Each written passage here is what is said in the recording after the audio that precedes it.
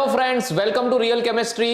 अगर reaction equilibrium पे है तो उसके अंदर मैं इनर्ट गैस को ऐड करता हूं एट कांस्टेंट प्रेशर पे, तो वो रिएक्शन मोर मोल्स की तरफ आगे बढ़ती है या फेवर होती है। ये सबको पता है, लेकिन आखिरकार ऐसा क्यों होता है, आइए चलो समझते हैं।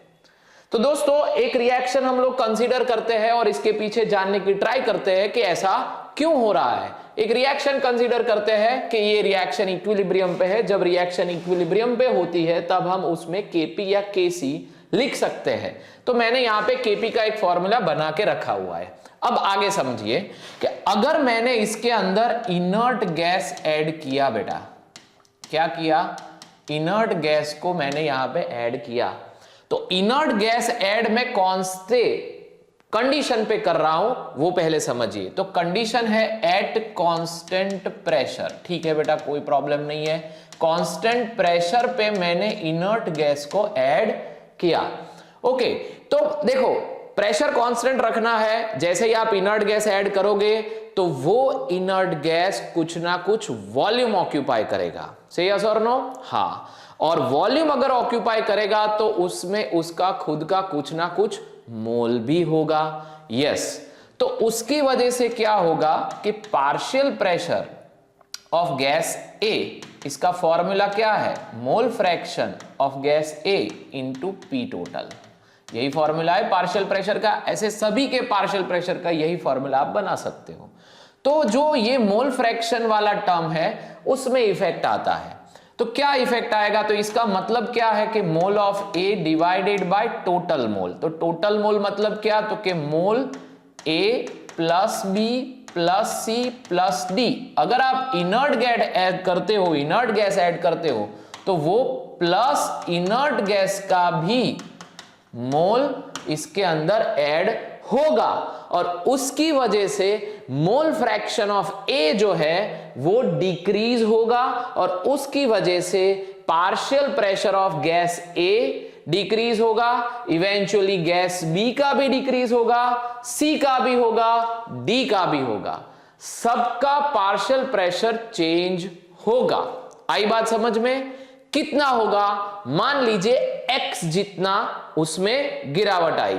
तो अब जैसे ही पार्शियल प्रेशर चेंज हो गया तो अब आप Kp नहीं लिख सकते, you have to write Qp। तो Qp इज इक्वल टू क्या होगा कि पार्शियल प्रेशर ऑफ C जो पहले था लेकिन उसमें कुछ गिरावट आई कुछ फ्रैक्शन से, तो उसको मैंने x कंसीडर कर लिया, उसके पावर में है C। अब दूसरा होगा partial pressure of D divide by x हो गया, उसके पावर में है D। Then partial pressure of A divided by x और उसके पावर में भी a है। पार्शियल प्रेशर ऑफ b उसके डिवाइड बाय x। तो सबके फैक्टर्स सेम है, यानी पार्शियल प्रेशर में जो गिरावट आती है उस सबका फैक्टर सेम है, बट ये पावर अलग अलग हो सकती है। उसकी वजह से ये x की वैल्यू भी अलग अलग होगी इवेंचुअली, यानी पार्शियल प्रेशर डिक्रीज होता है सेम फैक्टर से, डिवाइड बाय x ये फैक्टर है, लेकिन पावर अनइक्वल है। उसकी वजह से लास्ट में जो पार्शियल प्रेशर चेंज होता है वो चेंज अनइक्वल होता है, किसी का ज्यादा किसी का कम, यानी ये डिपेंड करता है कि स्टोइकियोमेट्रिक कोएफिशिएंट क्या है। राइट, तो आइए समझते हैं आगे कि अब जो ये Qp आ गया उसको मैं ऐसे समझू कि Pc power raise to C, Pd power raise to D, Pa power raise to A, Pb power raise to B, यानी ये तो Kp ही हो गया इनटू, अब क्या हुआ 1/x, सबका मैंने कॉमन ले लिया, C plus D minus A plus B. Right, तो उसके पावर में हो गया डेल्टा n। राइट, तो Qp is equal to Kp। अब x को मैं ऊपर ले लेता हूं ताकि हम आसानी से समझ पाए, डेल्टा n। से यस और नो कि मैंने पावर में नेगेटिव कर दिया। आई बात समझ में? अब ये इक्वेशन से हम आगे बढ़ते हैं। क्या इक्वेशन था बेटा कि Qp is equal to Kp, x के पावर में है माइनस डेल्टा n।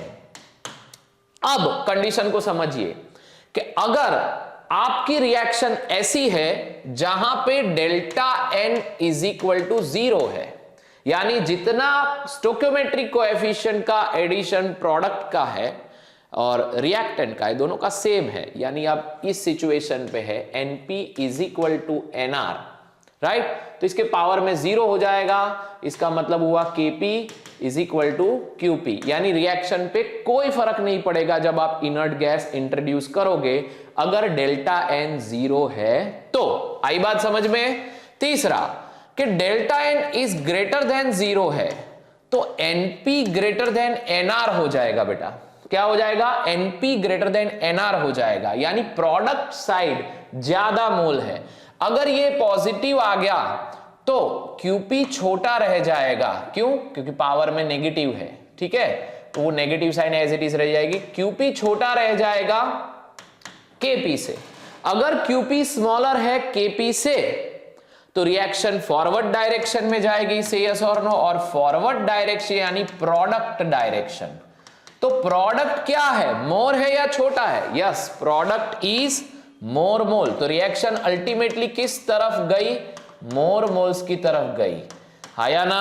ओके, अब दूसरा सिचुएशन समझते हैं कि डेल्टा N अगर लेस देन 0 है तो NR जो है, NP जो है वो छोटा रह जाएगा NR से, राइट। और उसकी वजह से क्या होगा कि उसकी वजह से Qp जो है वो बड़ा हो जाएगा Kp से, और उसकी वजह से रिएक्शन रिवर्स आएगी, यानी ये रिवर्स रिएक्शन में जाएगा, राइट। और रिवर्स रिएक्शन में जाएगा तो ये रिवर्स रिएक्शन में NR यानी रिएक्टेंट का मोल ज्यादा है, यानी रिएक्शन अल्टीमेटली कहां पे जा रही है? मोर मोल की तरफ ही जा रही है। ऊपर वाले केस में मोर मोल प्रोडक्ट साइड था, नीचे वाले केस में मोर मोल रिएक्टेंट साइड था। तो सिंपल बात है, जब आप इनर्ट गैस को इंट्रोड्यूस करते हो तो मोल फ्रैक्शन में चेंज आता है। मोल फ्रैक्शन में चेंज आने की वजह से पार्शियल प्रेशर बदलता है, लेकिन पार्शियल प्रेशर के ऊपर जो पावर है उसके ऊपर डिपेंडेंसी है कि रिएक्शन कहां जाएगी, राइट। और उसका मैंने एक एग्जैक्ट क्वांटिफाइंग रिलेशन आपके सामने रखा है, राइट। और इसके ऊपर से हम लोग एक क्वेश्चन समझते हैं जो आपको और क्लैरिटी देगा। असर्शन रीजन है, नीट में आ सकता है, जेई में आ सकता है, आप आराम से समझिए, ओके। और कमेंट में कमेंट जरूर करना। Assertion: on adding a inert gas at constant pressure to a gaseous equilibrium system, the equilibrium shift in a direction having a greater number of gaseous mole provided delta n is equal to 0। सही है, बिल्कुल assertion बिल्कुल right है। अब उसका reason समझते हैं कि मोर मोल्स की तरफ क्यों जा रहा है कि on addition of the inert gas at constant pressure, the partial pressure of the all reacting gases decrease by same factor। Partial pressure जो होगा वो सेम फैक्टर से डिक्रीज होगा, राइट। तो इसमें ऑप्शन कौन सा सही है?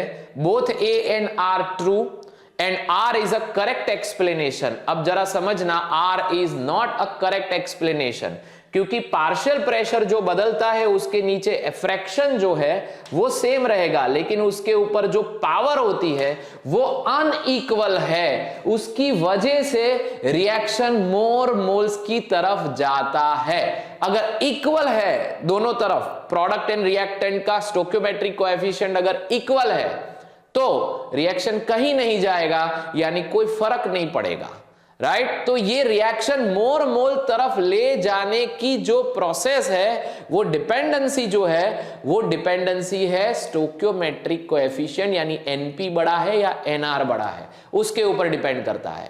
दैट्स व्हाई ये जो रीजन दिखा है same factor is not a reason. Same factor कोई आपका रिएक्शन में ड्राइविंग फोर्स नहीं क्रिएट करता है कि मोर मोल में जाएगा। रीजन एज अ स्टेटमेंट सही है बट रीजन गलत है, राइट। तो assertion is correct, reason is also correct. हाँ, ये इनकरेक्ट नहीं है, सेम फैक्टर से ही डिक्रीज होता है, लेकिन आगे एक और रीजन है कि उसकी पावर जो होती है ये अनइक्वल होती है, राइट। और उसकी वजह से वो मोर मोल्स की तरफ जाता है, ये करेक्ट रीजन है। तो आपका आंसर है both A and R true but R is not correct explanation of the A। आई बात समझ में? तो इसको मैं वन लाइन में बोलना चाहूं तो वन लाइन कॉन्सेप्ट ये है कि इक्वल प्रेशर ड्रॉप होगा प्लस अनइक्वल एक्सपोनेंट से इक्विलिब्रियम शिफ्ट होता है। इक्विलिब्रियम शिफ्ट क्यों हुआ? तो दो चीज है, एक तो प्रेशर के अंदर जो गिरावट आएगी वो सेम फैक्टर होगा, बट अनइक्वल पावर की वजह से रिएक्शन कोई एक डायरेक्शन में शिफ्ट हो सकती है, जिसको हम बोलते हैं equilibrium shift. Thank you very much दोस्तों।